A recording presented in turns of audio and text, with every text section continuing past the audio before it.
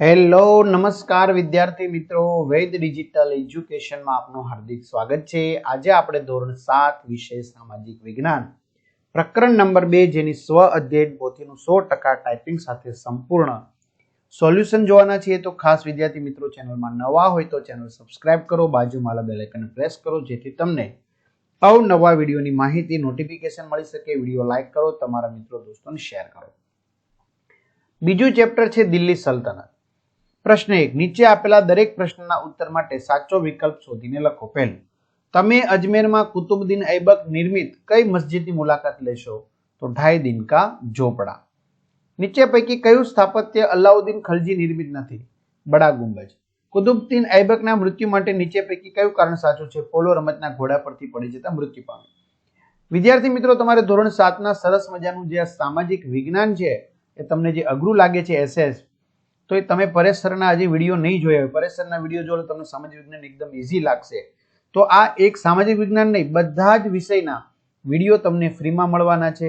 Sir ક્યાંથી મળશે? અને હા, પરીક્ષાના સમયે પેપર બી તમને મળી જશે।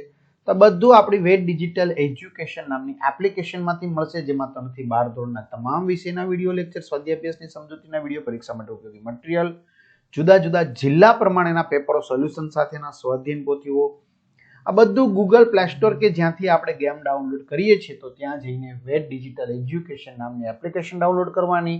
ન ખ્યાલ આવે કે ભણેલ ગણેલ વ્યક્તિની મદદ લઈ શકો છો। ઓપન કરશો, પેજ ખુલે, તમારા પોતાના મોબાઈલ નંબર નાખો, સેન્ડ ઓટીપી કરો, 4 આંકડાનો ઓટીપી નાખશો એટલે પેડ કોર્સમાં ધોરણ પ્રમાણે બધી પીડીએફ મળશે। એક્ઝામ પેપરમાં પેપરો, 3 થી 12 માં 3 થી 12 ધોરણના વિડીયો, તમારું ધોરણ પસંદ કરી વિષય પ્રમાણે પાઠવા વિડીયો, સ્વાધ્યાય પોથી। વિદ્યાર્થી મિત્રો, લાખો વિદ્યાર્થી મિત્રોએ આપણી એપ્લિકેશન ઉપયોગ કરે છે, તો તમે બી કરી શકો છો।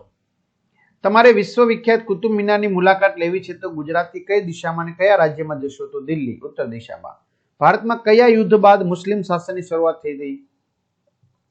બરાબર, તો આમાં આપેલા છે એમાંથી એક પણ નહીં। ત્યાર પછી વિજયનગર સામ્રાજ્યની સ્થાપના કોણે કરી હતી? હરિહર રાય અને બુકારાય। ત્યાર પછી આગળ આવશે વિદ્યાર્થી મિત્રો, વિજયનગર સામ્રાજ્યમાં સાલુ વંશ બાદ કયા વંશની સ્થાપના થઈ? તુલુ વંશ। તમારે દિલ્હી સલ્તનત પર શાસન કરેલ વંશોની યાદી તૈયારી કરવી છે, તો ગુલામ વંશ પછી કયો વંશ લખો? તો સાચી યાદી બનશે ખલજી વંશ।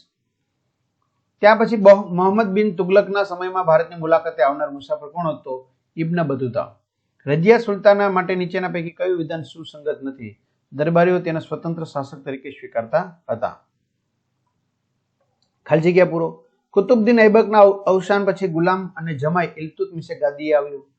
ફિરોઝ શાહ તુગલકના અવસાન પછી તૈમુર લંગ એ દિલ્હી પર આક્રમણ કર્યું। દખ્ખણના અહમદ શાહે રાજધાની ગુલમર્ગથી બીડર ખસેડી હતી। દિલ્હીનો સલ્તનતનો અંતિમ શાસક ઇબ્રાહિમ લોદી હતો। સલ્તનત કાળમાં પ્રાંતને જાગીરમાં વહેંચવામાં આવ્યો। ત્યાર પછી ખરા ખોટા, ઈસવીસન 1192માં તરાઈના બીજા યુદ્ધમાં પૃથ્વીરાજ ચૌહાણનો વિજય થયો હતો, ખોટું। મુહમ્મદ તુગલકના શાસન સમયે તૈમુર લંગે દિલ્હી પર આક્રમણ કર્યું હતું, ખોટું। સલ્તનત સમયમાં ગ્રામીણ વહીવટ અને મુખી મુકાદમ કરતો, ખરું। કૃષ્ણદેવરાયનું મોટા ભાગનું જીવન યુદ્ધભૂમિ પર પસાર થયું, ખરું। બહમની સામ્રાજ્યમાં અહમદ શાહ અને મોહમ્મદ શાહ ત્રીજો નોંધપાત્ર ગણાય છે, ખરું।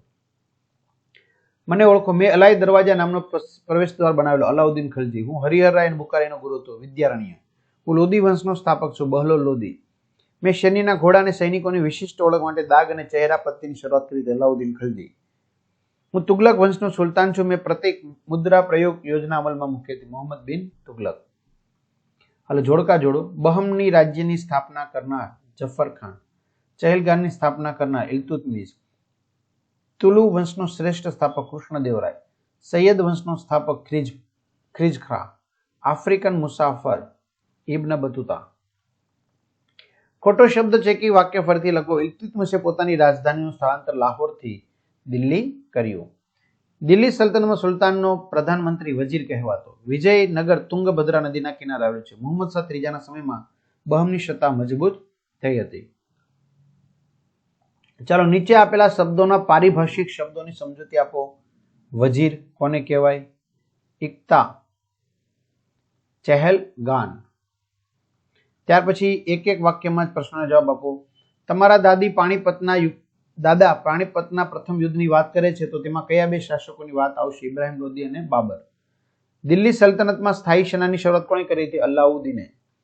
તુગલક વંશના શાસન દરમિયાન દિલ્હીની આસપાસ કયા કયા નગરો વિકસાવવામાં આવ્યા હતા? તેનો જવાબ છે વિજયનગર સામ્રાજ્યનો વિનાશ કયા યુદ્ધમાં થયો હતો? તાલીકોટના. બહમની સામ્રાજ્ય કયા 5 સ્વતંત્ર રાજ્યોમાં વિભાજિત થયું? બીજાપુર, ગોલકોંડા, બીડર, અહમદનગર અને બરાર. સૈયદ અને લોદી વંશના શાસન દરમિયાન કયા સ્થાપત્યનું નિર્માણ થયું હતું? દિલ્હી સલ્તનતના શાસકોમાં વહીવટી સુધારા કરનાર કયો શાસક હતો? ગુલામ વંશનો સાચો સ્થાપક કોને માનવામાં આવે છે? ઇલ્તુત્મિશ. ચલો કારણો આપો. પ્રશ્ન 9. ઇલ્તુત્મિશે પોતાની પુત્રી રઝિયાને દિલ્હીની ઉત્તરાધિકારી બનાવી. ત્યાર પછી બીજું, મોહમ્મદ બિન તુગલકને તરંગી સુલતાન કહેવામાં આવે છે. કૃષ્ણદેવરાયના અવસાન પછી વિજયનગર સામ્રાજ્ય કમજોર પડ્યું. શા માટે? કારણ આપો. તુગલક વંશના શાસન સમયે દિલ્હીની સત્તા મર્યાદિત બની. ટૂંક નોંધ લખો. વિજયનગર સામ્રાજ્ય. વિજયનગર સામ્રાજ્ય છે એમના વિશે આપણે શું કરવાની છે? ટૂંક નોંધ લખવાની છે. બીજો સવાલ છે સલ્તનત કાળના સ્થાપત્યો. તો સલ્તનત કાળના સ્થાપત્ય વિશે વિડીયો પોઝ કરીને તમે લખી શકો છો. ત્યાર પછી આપણે આગળ વધીએ. નીચે આપેલા ચિત્રો જોઈ તેના વિશે વર્ણન કરો. બરાબર, તો આ છે કુતુબ મિનાર, જે કુતુબુદ્દીન ઐબકે બંધાવ્યો હતો. એનું કામ છે એમના જમાઈ ઇલ્તુત્મિશે પૂરું કરાવ્યું હતું. આ છે ફોટો છે કૃષ્ણદેવરાય. કૃષ્ણદેવરાય તો એમના વિશે લખવાનું છે. ચલો આગળ. માગ્યા મુજબ પ્રવૃત્તિ કરો. તમારા જિલ્લામાં આવેલ પ્રવાસન કે ઐતિહાસિક સ્થળની માહિતી ભેગી કરી નોટબુકમાં તમારે તૈયાર કરવાની છે. અને બીજું, દિલ્હી સલ્તનતના મુખ્ય વંશોના સ્થાપક, શાસકો, અંતિમ શાસકોના નામ કોષ્ટકમાં લખવાના છે. તો કોષ્ટક આપણે જોઈએ. ચલો, અમારા શહેરમાં છે સીદી સૈયદની જાળી. બરાબર, અમદાવાદ શહેરની અંદર સીદી સૈયદની જાળી. તો વિડીયો પોઝ કરીને તમે લખી શકો છો. ત્યાર પછી ક્રમ, ગુલામ વંશ, ખલજી વંશ, તુગલક વંશ, સૈયદ વંશ અને લોદી વંશ. એમના સ્થાપકના નામ આપેલા છે, મુખ્ય શાસકોના નામ આપેલા છે અને અંતિમ શાસકોના નામ આપેલા છે. ત્યાર પછી સલ્તનત કાળમાં બનેલ સ્થાપત્યો વિશે જણાવો. સ્થાપત્યનું નામ, સમયગાળો અને એની વિશેષતાઓ. બરાબર, કુતુબ મિનાર, ઢાઈ દિન કા ઝોપડા, અલાય દરવાજો. ચલો, નીચે શબ્દ ચોરસમાં કેટલાક મધ્યકાલીન શાસકો અને મધ્યકાલીન સ્થાપત્યોના નામ આપેલા છે તે લખો.